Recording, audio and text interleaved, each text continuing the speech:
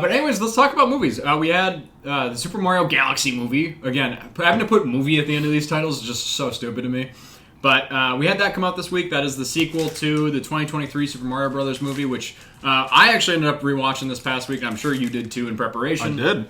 A movie that, when it came out, it got like, the audience reception to it was pretty positive. The critics were kind of like wishy-washy on it, and it prompted me, who is more like, I align more typically with critics when it comes to movies, just because I see a lot of movies, and I feel like, evaluate movies on a different scale that the average person would do.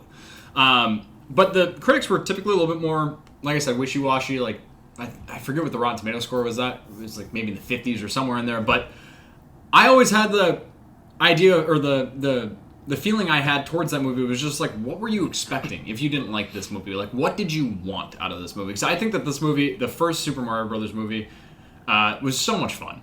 I think it gave me everything I wanted. It had a lot of nostalgia, which, like, these movies are going to be basically built on nostalgia. Everyone grew up with Mario, I feel like, to this point.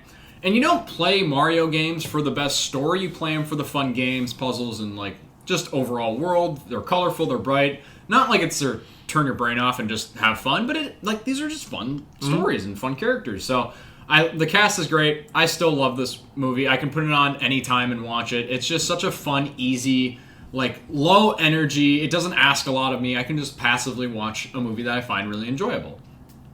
Corey, do you have is there any hot take you have with the Super Mario Brothers movie? No, I like it too. Same thing. When I saw that a couple years back, I really enjoyed it. And there's just, like, rewatching it this week, there's still a few scenes that I really enjoyed. The Donkey Kong, like, kind of arena sequence is pretty fun.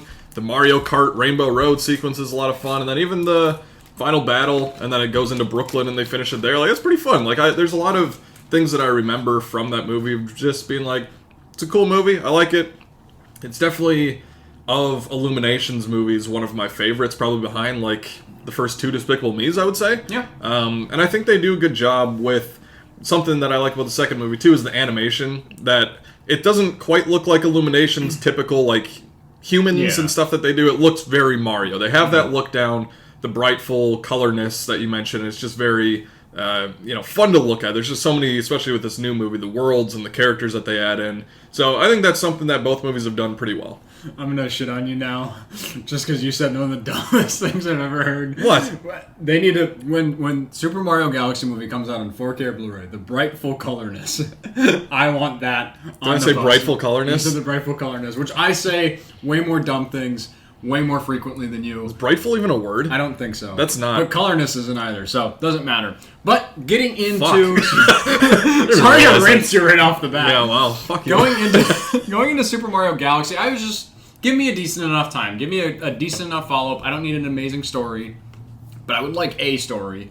It's the same directorial team coming back into this film. We have Donald Glover now joining the cast as Yoshi, which, are you expecting a lot of Yoshi or a lot of kind of diversity in his dialogue? You're not going to get it. It's basically Groot of the Mario world, where he just says Yoshi a lot. And the character, the actor that's playing it, doesn't really matter that much.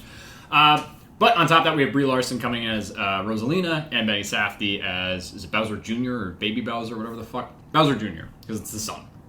But Mario ventures into space, and we get all this galactic stuff, and we gotta save Rosalina. Peach is trying to find Rosalina, while Bowser Jr. is making this little planet that him and his dad always wanted to have, where they were just ruling the galaxy. And this movie is messy as all hell. Like, this is which, again, I don't need the most extravagant Shakespearean-like story for a Mario movie. Just give me a fun time. And at times, this movie can be fun.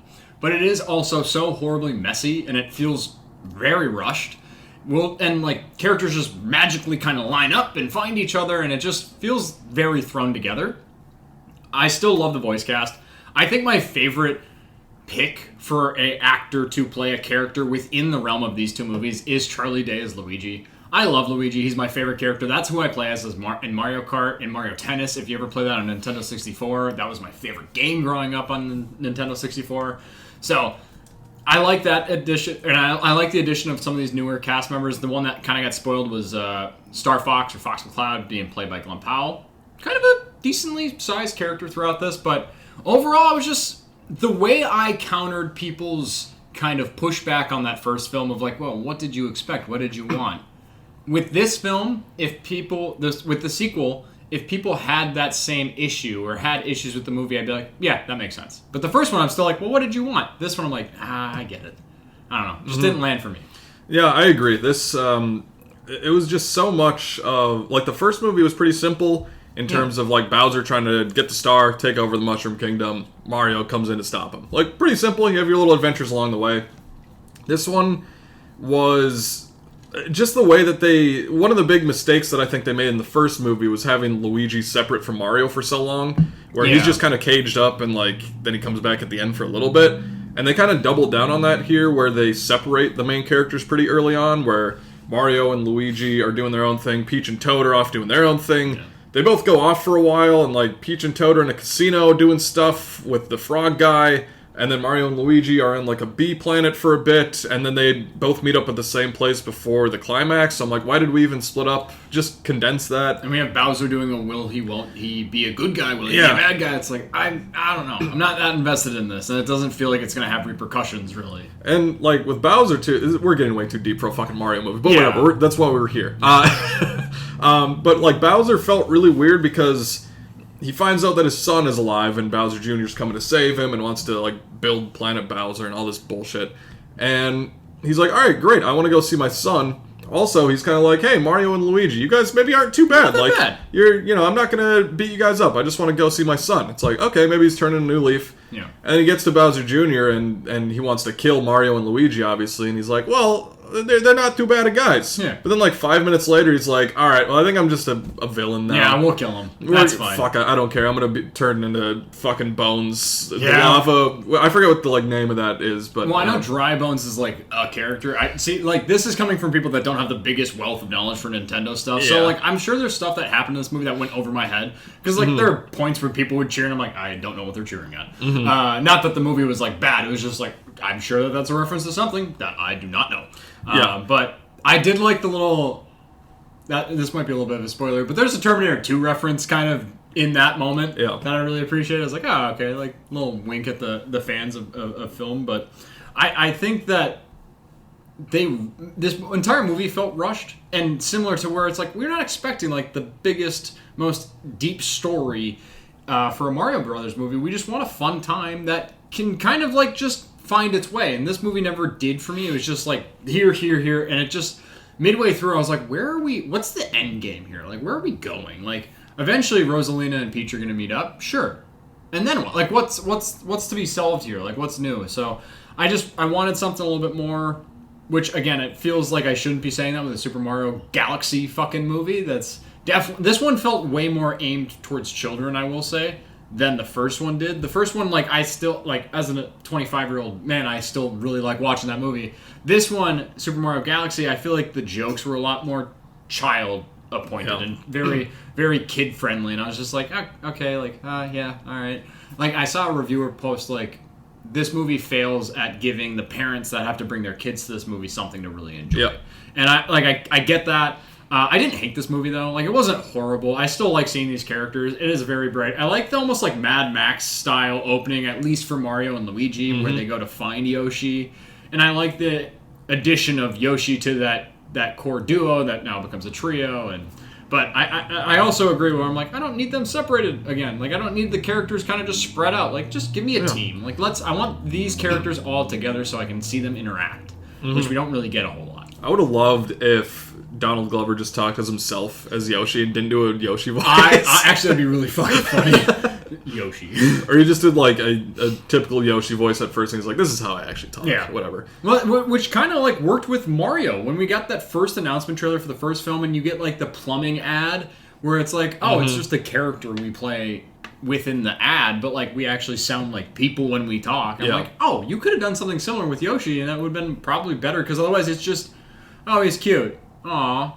And then that's it. And right. I feel like to get Donald Glover, which apparently he petitioned and really wanted to be this role, like, cool. Sure. But, like, do something with it. Like, don't just, oh, I want to be the I Am Groot, which in that you actually can hear a little bit of Vin. In this, it's just like, well, it's so high-pitched, it doesn't really matter who's voicing him. It's just so we can have another person on the press tour, so we got Brie Larson, Donald Glover out there, all the shit. So... yeah, this movie, I think the animation looks good. I did fact-check myself just to maybe redeem brightful and colorness are not words. I was trying to say brightness and colorful. Yeah. and I didn't. And that's a common theme that we have not probably caught a lot of times here. But I don't know. It's just that I catch it like retroactively when we'll move on to a new topic, or when it will shift to you talking, and I'll think back as to what I said. I'm like, did I fucking actually just say that? Yeah. Yeah. When I'm editing these things, I'm like, wow, I can't speak. When I watch these, I'm like, holy shit, fucking stop talking for me. No, but anyways, the brightfulness and the colors Yeah. and the vibrant nature of the movie, and just kind of exploring these different galaxy worlds, there's some fun to it of branching out with some of these new characters. But yeah, it's just very messy, bouncing around so much. Feels like we're just on a superstar, just speed running through everything. Don't like get to sit with anything too long. So it's probably like a C+ for me, I would say. It's like a little above average just because it is still like better than some of the other Illumination animated movies, like some of the Despicable Me sequels. Did you get the trailer for Minions and Monsters? Minions and Monsters, yeah. I kind of want to see that. I kind of want to get a little like sloppy and go and check that out. I'd be down for that. Yeah, It looks fun, and maybe like I don't know. I might really love that if I'm in the right state of mind. 100%. You got to be a little greased up for that. There are also 2 post-credits, or a mid-credit scene and a post-credit scene. They're both pretty good if you want to stay for those. I wanted to ask very quickly, do you have a favorite Mario game?